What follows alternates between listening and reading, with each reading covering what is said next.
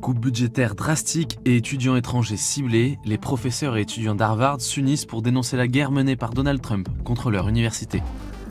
He wants to take Harvard down because universities stand for free ideas and for free speech.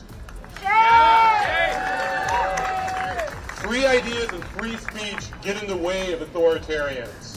Cette mobilisation fait suite à l'annonce du président américain de vouloir mettre fin à tous les contrats fédéraux passés avec Harvard, soit un montant de 100 millions de dollars. Un mois plus tôt, ce sont 2,2 milliards de dollars d'aide destinés à l'université qui avaient déjà été gelés par le gouvernement. En cause, le refus d'Harvard de se plier aux injonctions de Donald Trump, en particulier celle de lui donner accès au contrôle du recrutement de professeurs et l'admission d'étudiants étrangers. C'est d'ailleurs sur ce dernier point que les offensives de Donald Trump ont été les plus agressives. La semaine dernière, le président républicain a annoncé vouloir transférer les quelques 7000 étudiants étrangers actuellement à Harvard vers d'autres écoles, soit 27% du total de ses effectifs, sans quoi ils perdront leur autorisation légale d'être aux États-Unis, une mesure toutefois suspendue par un juge fédéral. Mardi, l'administration Trump est allée plus loin en demandant aux ambassades et consulats de suspendre le traitement des visas pour les étudiants étrangers, dont elle veut passer au crible les réseaux sociaux. L'objectif, comme l'ont déclaré le président et le secrétaire d'État Marco Rubio, est de s'assurer que les personnes qui sont ici comprennent ce qu'est la loi, qu'elles n'ont pas d'intention criminelle. À travers ces offensives, Donald Trump souhaite avant tout gagner une bataille idéologique.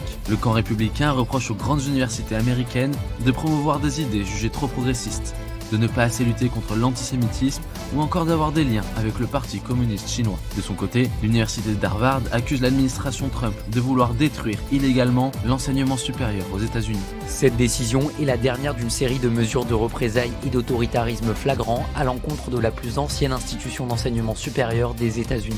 Depuis le retour de Donald Trump à la Maison-Blanche, des centaines d'étudiants étrangers ont déjà vu leur visa supprimé. D'autres étudiants, en situation régulière, ont été arrêtés lors de manifestations pro-palestiniennes et menacés d'expulsion.